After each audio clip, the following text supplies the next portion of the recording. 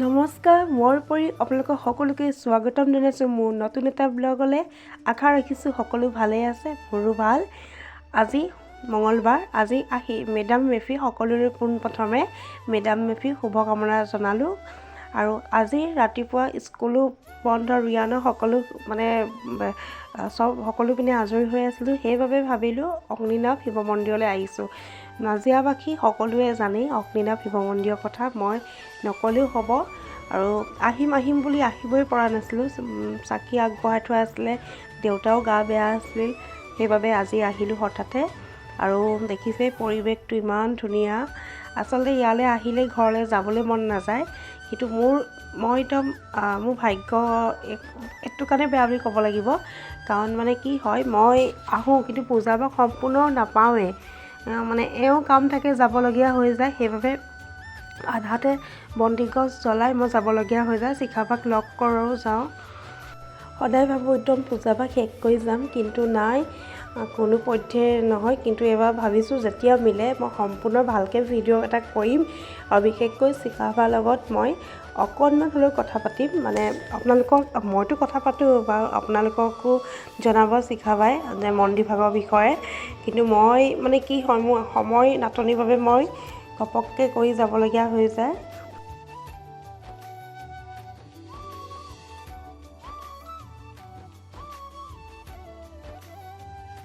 আৰু ইমান পৰিপাটিকৈ ৰাখিছে। আৰু খুৰী দুগৰাকীকো ধন্যবাদ জ্ঞাপন কৰিছোঁ, অনিমা খুৰীহঁতক, কাৰণ ইমান পৰিপাটিকৈ তেওঁলোকে ৰাখিছে। আৰু শিখাবাই ইমান ধুনীয়াকৈ পৰিচালনা কৰিছে মন্দিৰভাগ। আৰু এই শিখাবা আহিলে, আজি আচলতে অলপ পলম হ'ল, তেওঁৰ গাটো ঠিক নাই, আৰু সৰু দিনটো ব্যস্ততা।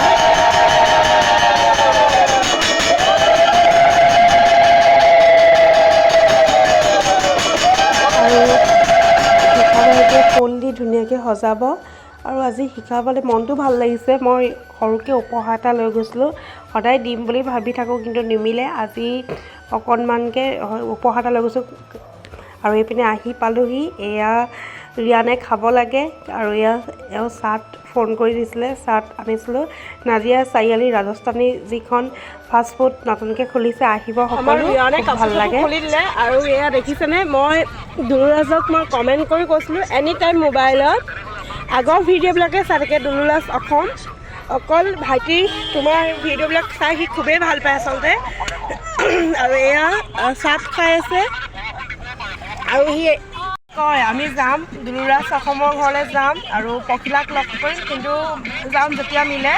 মই দুলুৰাজকো কৈছোঁ এদিন যাম তোমালোকৰ ঘৰলৈ লগ কৰিবলৈ। আৰু এয়া ৰিয়ানে গেঞ্জি চেঞ্জি খুলি দিলে দেউতাকে। আচলতে কাপোৰ কি হয়, কিবা এটা খালে কাপোৰ বেয়া কৰি দিয়ে যে, সেইটো কাৰণে আৰু দেউতাকে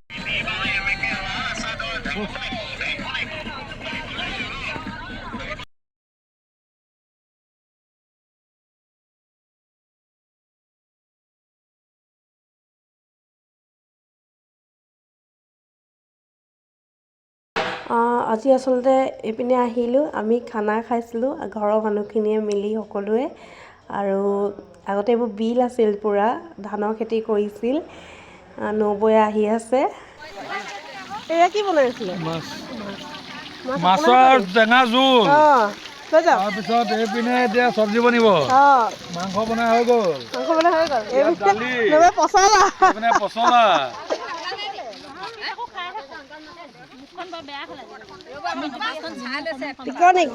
পিকনিক যাবলৈ কাৰ গাড়ীত যাব? পেহা গাড়ীত যাব। আমাৰ এই আই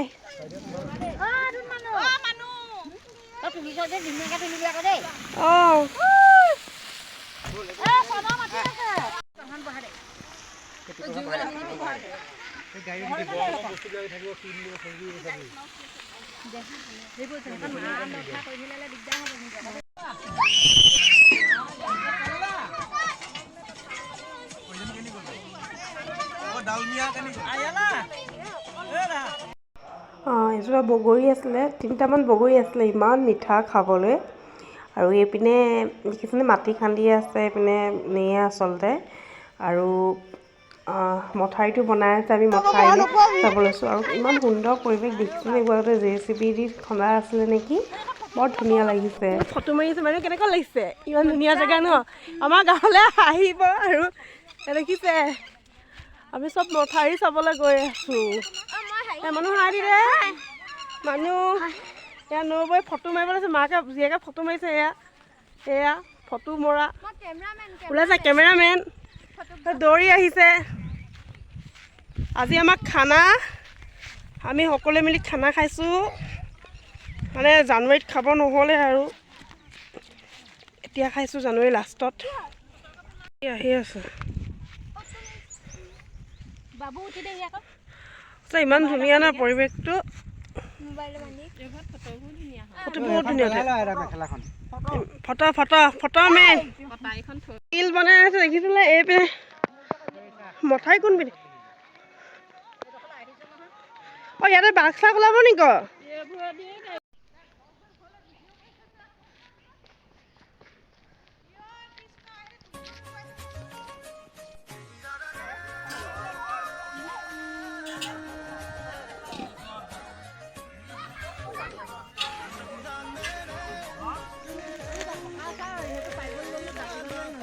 আৰু তিনিটামান আছে পাৰি পৰাহেঁতেন।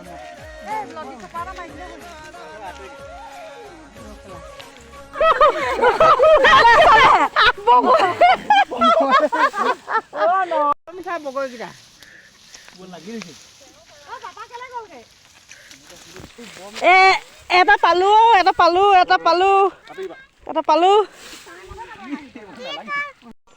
চব বহিহে আছে নচা নাই চা।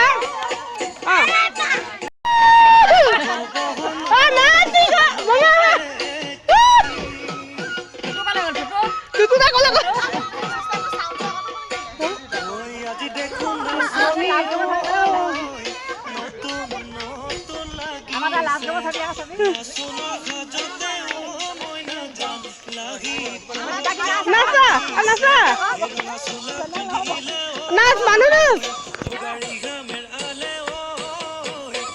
আৰু নাচ আকৌ কিনো নাচিবলৈ কৈ দেখিলো নানাচ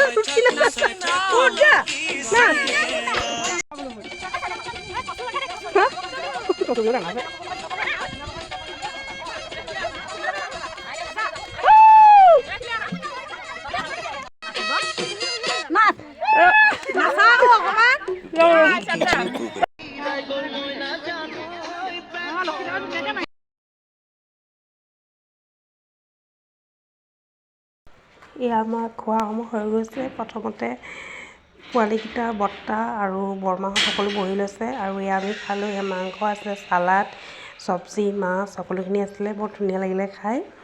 আৰু ঘৰৰ পৰা মই চাটনি পিচি আনিছিলোঁ তো আৰু মোৰ চাটনিটো থাকেই। আৰু বৰ হেৰেঙাকৈ বহিলে ফটো মাৰিবলৈ।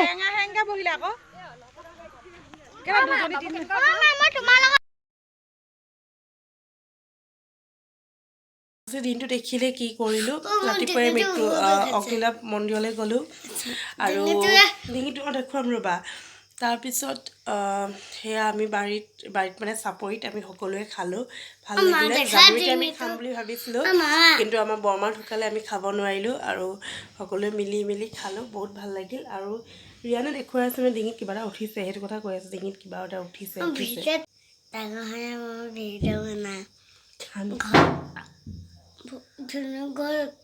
আমাৰ ডাঙৰ ঘৰত বহুত ডাঙৰ ঘৰটোত ডাঙৰ হ'লে ভিডিঅ' বনাব। মাকক দেখি আহিছে যে সেইকেইটা বিকি দিম। বিকি দিম। সেইকেইটা বিকিব লাগিব। মই মানে ভগাই চাকি বিকাৰ কথা ক'লোঁ। সেইকেইটা বিকিব লাগে। সি কি কৰিছে সি খাই থাকোঁতে মই ভিডিঅ' বনাই আছিলোঁ সি মোক কৈছে মা তুমি মোক খাবলৈ শান্তি নিদিয়া। ল'ৰাই ক'ব ধৰিলে আৰু শান্তি নিদিয়া বুলি। আচলতে ৰিয়ানৰ মতে এটা ঘৰ লাগে, ডাঙৰ ঘৰ লাগে। তাৰ সপোন কেতিয়াবা এনেই বহি থাকিলে সি এইবিলাক কথা পাতি থাকে। মানে মোক কয় মা মিস্ত্ৰী এটাক মাতিবা। আমাৰ গাড়ী গেছটোতে বনাই আছিলে তেনেকৈ মিস্ত্ৰী এটা মাতিবা। আমি ডাঙৰ ঘৰ বনাম। কাৰোবাক এতিয়া মোমায়েকৰ বাৰীখন দেখি কয় সি আমাকো সোণদাৰ নিচিনা বাৰী এখন লাগে। তাৰ সপোন সঁচাকৈ সি আচৰিত কথা কেতিয়াবা কৈ দিয়ে। মই চাকৰি কৰিম, বেংকত পইচা থ'ম, কি কথাবিলাক কয়। কেতিয়াবা তাইৰ কথাই চকু পানী উলিয়াই দিয়ে। আচলতে মোৰ মানে কিছুমান কথা ইমান ধুনীয়াকৈ কৈ দিয়ে কিন্তু বেচেৰা কথাবিলাক ভালকৈ স্পষ্ট হোৱা নাই। বহুত ডাঙৰ ঘৰ লাগে তাক কৈ আছে। কেনেকুৱা ঘৰ লাগে ৰিয়াত? মিস্ত্ৰীক কি ক'ম আমি? আমাৰ এই গাড়ী কিছুমান আছে অঁ সেনেকুৱা মিস্ত্ৰী লাগে কি বনাবলৈ ঘৰ যাব অঁ তাত কোন কোন থাকিব ক'ত সেই নতুন ঘৰটোত কোন কোন থাকিব তুমি যে যিটো ঘৰ বনাবা সেইটোত কোন কোন থাকিব কোৱাচোন মা অঁ মই অঁ হাৰা উম, ককা উম। আইতা অঁ আৰু তুমি অঁ মই থাকিম ন আৰু তুমি ডাঙৰ ভালদৰে এতিয়া কিতাপ পঢ়িব লাগিব পঢ়ি শুনি চাকৰি কৰিব লাগিব নাই কোৱা ঘৰটো ভাঙি দিবা কোনটো ঘৰ সেইটো ঘৰ এইটো ইমান ভাল ঘৰটো কেলৈ ভাঙিম আকৌ এইটো এনেকৈ থাকিব কেনেকৈ চুনু ঘৰ চুনুহঁতে এইটো ঘৰতে থাকিব অঁ চুনুহঁতক এইটো ঘৰলৈ লৈ আনিবা অঁ মই তাক আমি ক'ব চুনুক অঁ কায়াক চুনু ঘৰত যাওঁ উম, তাৰপিছত এইটো ঘৰত থাকিবি উম। আমি নতুন ঘৰ এটা বনাওঁ মাছ নাই মোৰ ভাগৰ কৈ দিয়া আকৌ মাছ এনেকৈ চাইড কৰি দিওঁ আমি আজি নতুন ঘৰ বনাব গৈছোঁ সোমবাৰ